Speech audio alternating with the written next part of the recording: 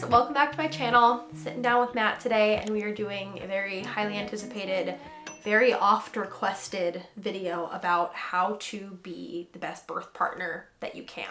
Matt is the most incredible birth partner. If you've seen either or both of our birth vlogs, you probably already know this.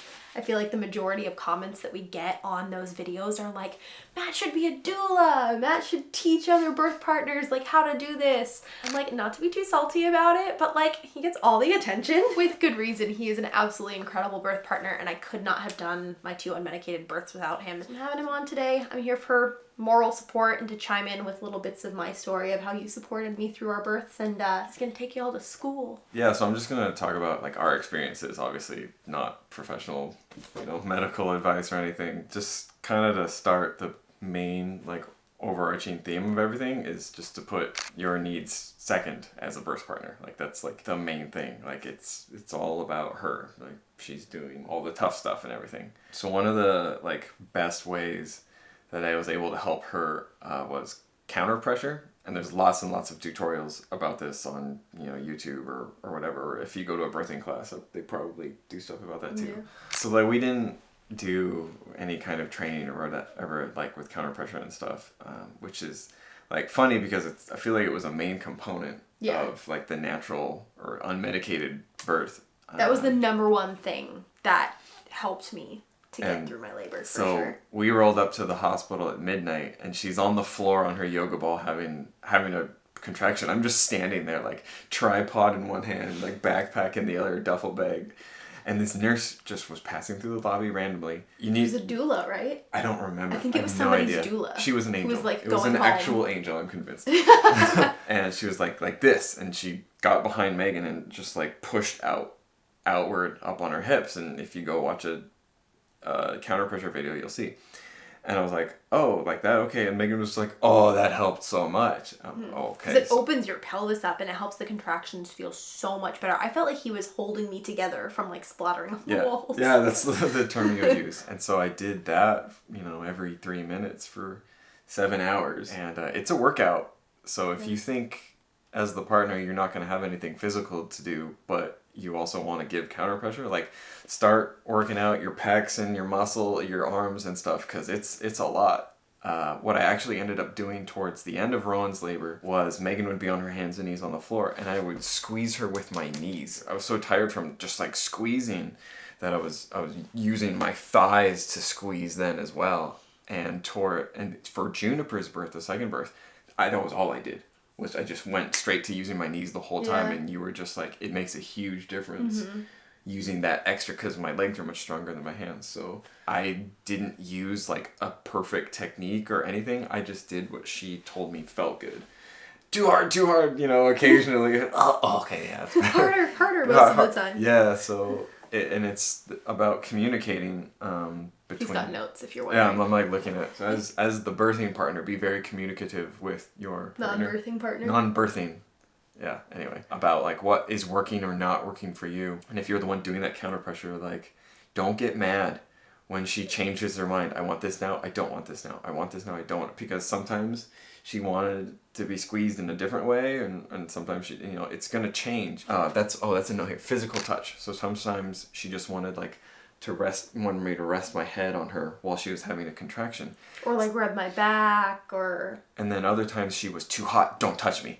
Yeah. So I would be like as far away as possible, like trying to squeeze because she was like getting hot from everything. Yeah, which made me feel nauseous. So it was back and forth. Every 3 minutes contraction she was asking for something different. Could be frustrating, and I had to tamp down some frustration. Well, you said you didn't want that. Well, it's gonna change. It's gonna be so good at that.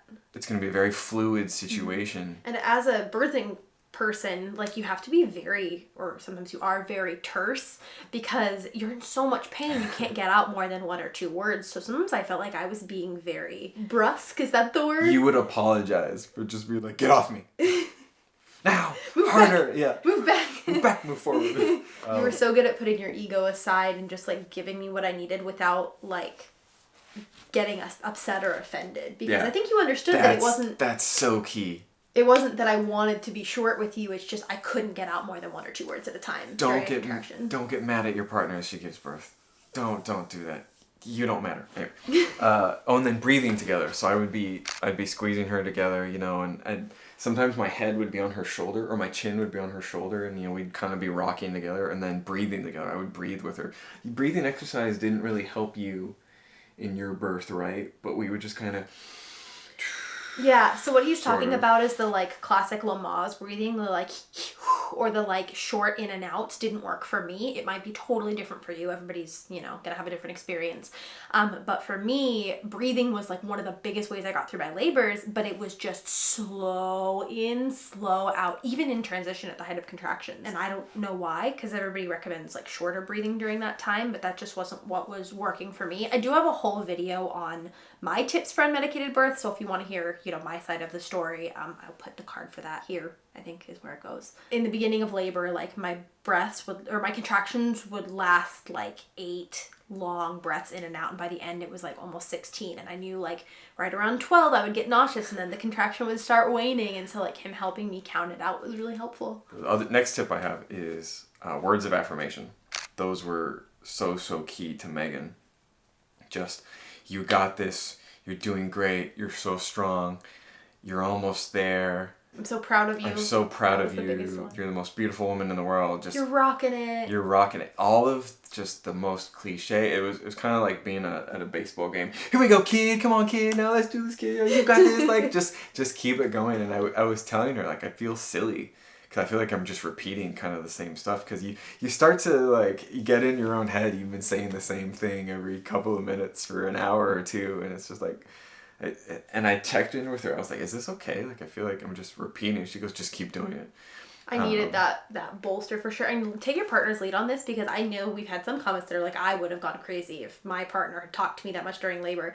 But like for me, it was like one of the first things, like in the parking lot of the hospital, I was like, give me words of affirmation. I need it. Like, hype me up. Driving on the freeway. Softly and nicely. Here we go. There you go. Keep breathing. You got this. I mean, it's in all of the birth logs. And yeah, everybody has their own preference. But if that's important to you and that's something... you know, that you value as those words of affirmation, again, communicate that to your partner and just be like, hey, this is what I need. I'm sure I said some silly things that made us both laugh, because like I'm just trying to come up with new things. It's a really creative way to love on your partner. And it can even be like different between births, because with Rowan I was in so much pain and I didn't get a break between contractions, so I was like, don't joke with me, I can't do it. And with Juniper, like I had more of a break, and so I was able to find a little bit more of that humor. But I think communication in general is so huge, and like really knowing the birth plan and like being on the same page about expectations before you go into labor, because it's very hard, like I said, to communicate your expectations like in the midst of it. And sometimes you're going to figure some stuff out as you go.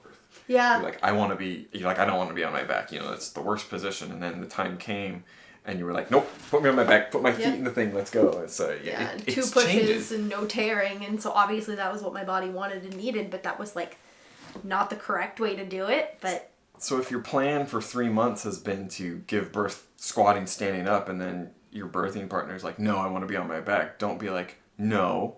You're gonna do the thing. I mean... But sometimes, if there's, like, something really serious, one thing we did was to set up a safe word. Yeah. And that's when you can really advocate for your partner. Megan put together a full, like, nice 1 sheet of paper birth plan that just had, like, desires and preferences. And it was stuff like, you know, dimming the lights in the room. And I brought little, like, tea light battery candles that I put all over the place. And soft music. We brought our own speaker.